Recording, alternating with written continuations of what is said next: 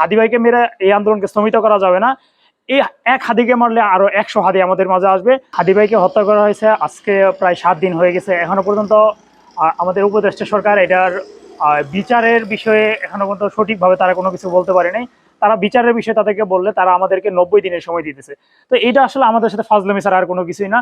তারা জুলাইয়ের উপরে প্রতিষ্ঠিত একটা সরকার, একজন জুলাইয়ের সম্মুখ সারির যোদ্ধা যে নিহত হয়েছে, তাকে হত্যা করা হয়েছে, খুনিকে তারা ধরতে পারতেছে না। তারা এই বিভিন্ন তালবাহানা করতেছে, তারা আমাদের সাথে একটা মানে নিছক একটা ফাজলামি করতেছে।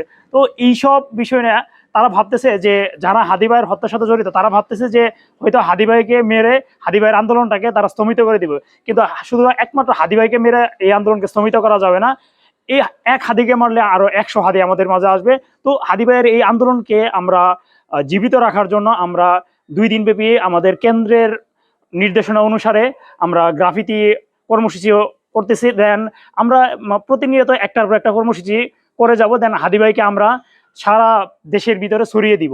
শহীদ শরীফ ওসমান হাদির লড়াই সংগ্রামকে জীবিত রাখতে এবং তার হত্যার বিচারের দাবিতে ইনকিলাব মঞ্চ কেন্দ্র কর্তৃক আয়োজিত দেশব্যাপী গ্রাফিতি ও আজকে তো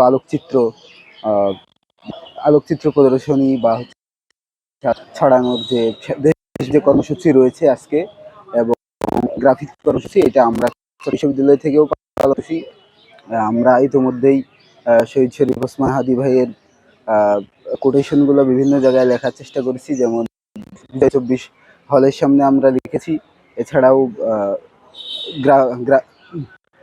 ব্যাংকের সামনে, শহীদ মিনারে ব্যাংকের সামনে আমরা লিখেছি।